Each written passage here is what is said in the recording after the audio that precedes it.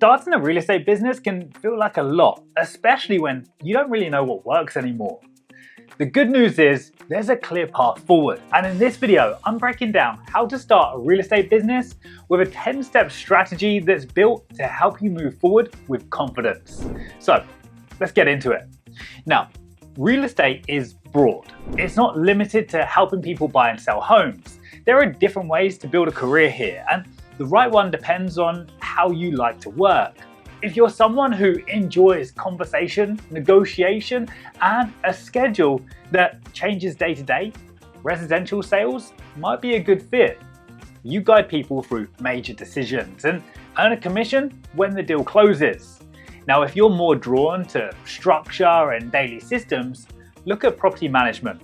That could mean collecting rent, handling maintenance, working with tenants, and keeping everything on track. Now, you might manage vacation rentals, long-term units, or commercial buildings. But if you're more focused on investment, then wholesaling could be an option for you. You find a property, secure a contract at a low price, and then assign that contract to a buyer at a higher price. The difference is your profit. Now, you'll need sharp instincts, solid maps, and a clear understanding of how contracts work. Some states require a license, so be sure to check. And if you've already spent time as an agent and want more control, starting your own brokerage could make sense for you. Now, you take on legal responsibilities, but you also earn from the agents who work under your license and set the direction for the business. Start with the model that fits how you think and operate, and everything else will build up from there. All right, and now that you've decided on your business model, it's time to start thinking like a business owner. You're no longer clocking into a job. You'll be stepping into ownership. Whichever business model you choose, you're the one in charge. There's no fixed salary. There's no one assigning tasks. There's no manager keeping tabs. You are the business. So the way you think has to change. You need to learn how to build a brand people recognize, grow a network that brings real opportunities, and figure out where you fit in the market. Maybe you're the go-to for first-time buyers in your city. Maybe you focus on luxury rentals. Maybe you're the one who always knows which fixer-uppers have real potential.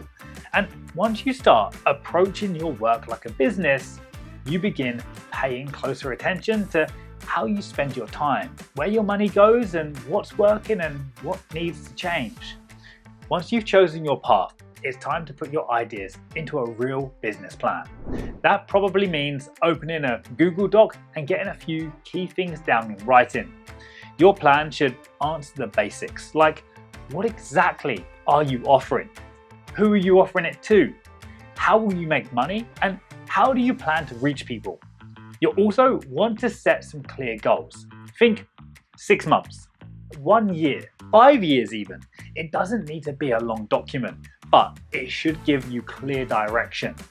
Now, if you're starting as a real estate agent, your plan might include how you'll generate leads, what kind of clients you're focused on, how many homes you aim to sell in your first year, which neighborhoods you want to work in, and how you'll start building a recognizable brand. The point is to reduce guesswork. A solid plan makes your next steps clearer and helps keep you grounded when things get busy or uncertain. So be sure not to overcomplicate it and just start with something simple, because you can always adjust as you go. And if you ever decide to apply for funding or bring in a business partner, having a plan already in place puts you in an even stronger position. Now, let's get into your financial plan. There are pretty much 3 things to sort out here. Number 1, start with your startup costs. Now, depending on the direction you're taking, this might include licensing fees, marketing materials, access to MLS, legal help for contract templates, and setting up your website. Now, if you're starting as an agent, you'll probably also need listing photos, printed materials for open houses, and a CRM to keep your contacts organized. Number 2, figure out your monthly expenses. What will it take to keep your business running? Maybe that's software subscriptions, ads, gas for showings, or rent for a shared office. It does add up, so it's worth mapping out early. And number 3, take a close look at your income goals. Now, how much do you want to bring in each month, and how many deals does that actually require? Once you run those numbers, you'll have a better sense of what success will look like for you. Now, this part of the process can start to feel a little uncomfortable, especially at first, but it's an important step if you want to go into this type of career with confidence. Now, once you've then prepared your financial plan, it's time to make things official and register your business. Most real estate business owners go with an LLC, especially when they're just starting, because it's relatively easy to set up and it also protects your personal assets in case things don't go as planned. But depending on your goals, you might also want to consider a sole proprietorship, partnership, or even a corporation. Each one comes with different tax implications and responsibilities, so it's worth doing a little research or chatting with a legal or tax professional to figure out what fits you best. Now, this is also the point where you'll pick a business name, and before you get too set on any one name, be sure to check that it's available in your state and not already in use. Your Secretary of State's website usually has a search tool for that. Now, while you're at it, look up the domain name too, because odds are you'll want a matching website when it's time to build your presence online. Then, once your name is sorted and you've sorted whether you'll go for an LLC or something else, all that's left to do is follow the paperwork. Most states let you do it online, and the turnaround is usually quick. Just remember to apply for an employer identification number through the IRS, because that's what you'll use for tax purposes. After your business is officially set up, it's time to get to work. Now, as you might already know, in real estate, your network is everything. It's how you find leads, build credibility, and start getting noticed. So you'll want to begin your network locally. So join real estate meetups or investment groups in your area. Talk to other agents, property managers, contractors, you name it. These people will become part of your inner circle.